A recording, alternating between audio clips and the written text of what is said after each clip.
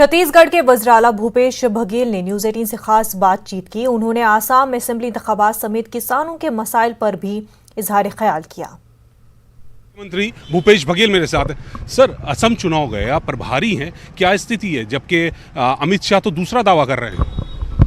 अमित शाह जी जो दावा कर रहे हैं आसाम के लिए वो हमारे लिए हैं।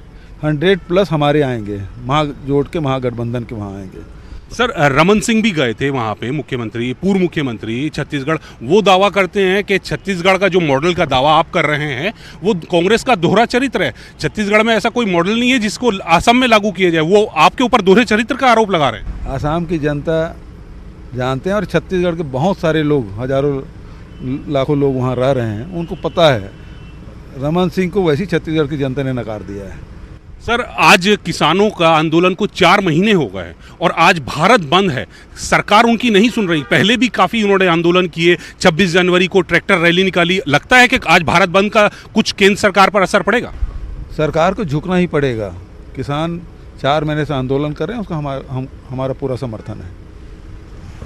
तो भूपेश बघेल साहब कह रहे हैं कि सरकार को झुकना पड़ेगा किसानों के सामने। साथ ही उन्होंने दावा किया कि असम में जो स्थिति है वो कांग्रेस के पक्ष में है और जो दावा अमित शाह कर रहे हैं वो भी कांग्रेस के पक्ष में कर रहे हैं।